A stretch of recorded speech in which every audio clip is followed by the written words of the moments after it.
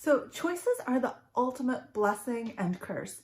We want more of them, but when we get a bunch of them, we feel paralyzed. If you've ever been in the position of having to make an important decision and you can't, it's almost painful. The thought of making the wrong choice brings up emotions that are so strong you feel almost nauseous. So how do you actually decide? How do you make a decision?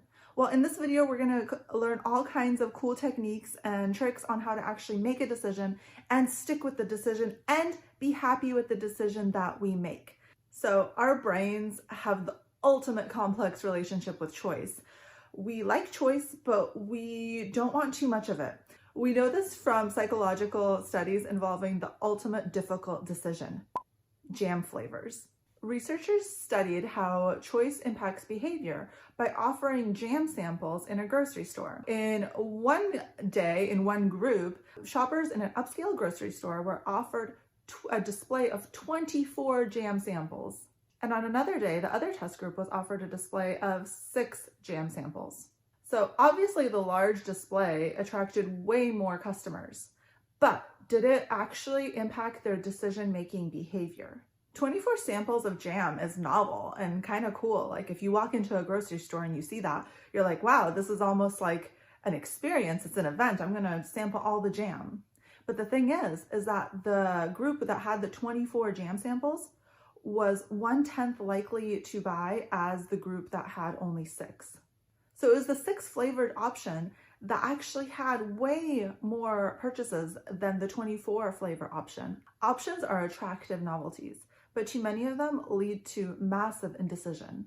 It just is too costly for our brains to analyze all the pros and cons of all these various options.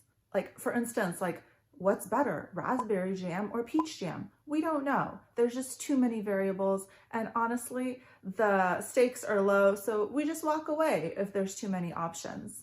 I'm guessing that your decision is not a jam level decision. I'm guessing your decision feels more like a crossroads, and each fork feels like it's going to lead to a different life path. The thing is, our belief in life paths is actually a little bit toxic when it comes to decision making. Of course, we feel paralyzed in the face of a destined outcome, of a finite solution, of like a true destiny. But what if there is no one outcome? What if our lives are like the multiple universe theories in which there's lots of different outcomes that we could be living? This might seem a little bit out there, but bear with me on this exercise. So imagine if you actually could just have every single life that you could imagine. Most of us can only really come up with like 5 or 6. And these are really like anything you wish you could be. So for instance, in one life, you're a backpacker in Asia. In another life, you're a engineer in San Francisco, etc. In one life, you have a family. Maybe in another life, you don't. So really think of these kind of personas that and these life paths that you could go down. So if you think about it, there's a lot of options for us, and oftentimes we feel a little bit of missed opportunity in the fact that we can live out all of these lives. But in mapping them out and really fleshing out all of the lives that we could have lived, we see that there's just so many options that it almost feels like an abundance of choice. Consider these lives. They are all possibilities.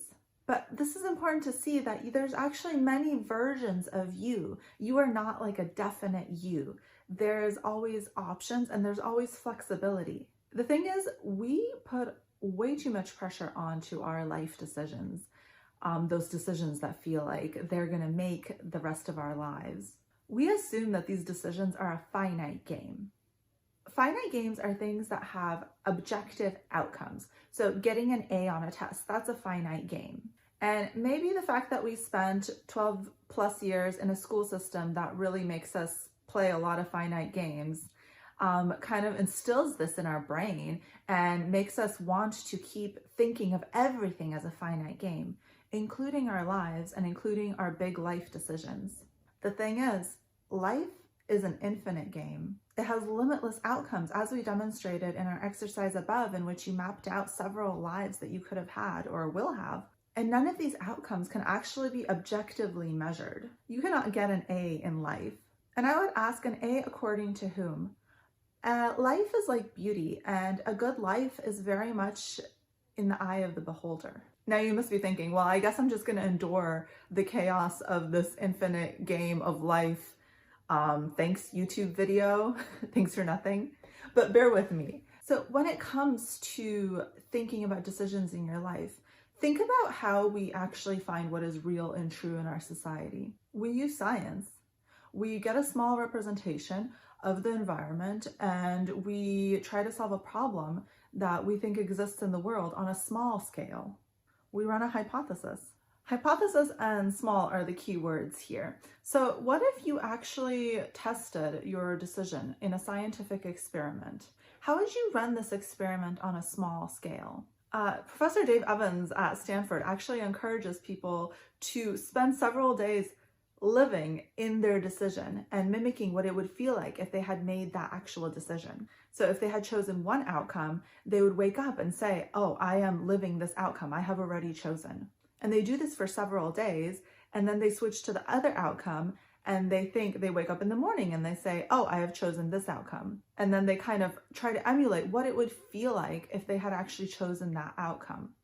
So you must be thinking, well, my decision is between working at Amazon versus Microsoft. Should I show up to Amazon and pretend like I work there before I've made the decision? Wouldn't security escort me out? What kind of psychology advice is this? So this is meant to be all in your head. You're not meant to go around telling people that you're an astronaut or a new Amazon employee. What you're meant to do is you're meant to wake up and think, I work at Amazon.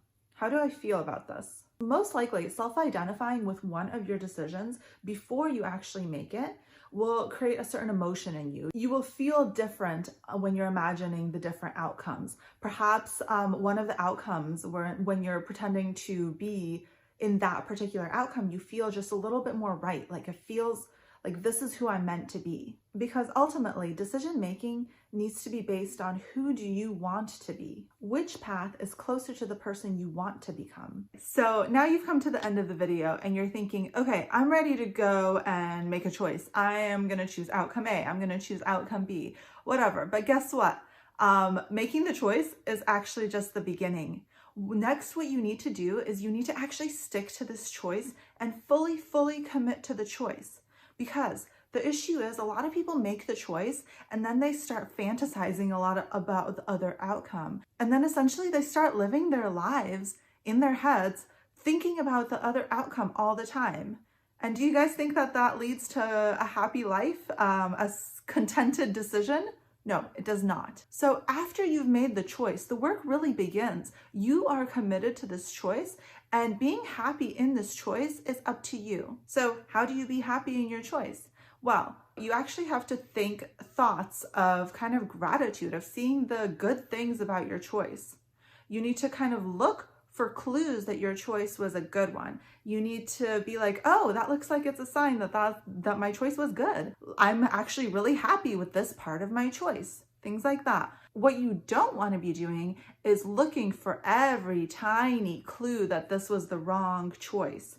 And this is really where people get stuck in decision making, is because essentially if you do this, then no choice is ever a good choice. What you do is you're essentially setting yourself up to be miserable in any outcome because you're always looking at the other side and thinking that it's better, thinking the grass is greener on the other outcome. So now the real kind of practice begins of thinking that this choice is the right one. You have to believe in it. And when you believe in it, it is so. It's like a virtuous cycle is what we call them. So this is a virtuous cycle. You have to believe in the choice for it to be the right choice.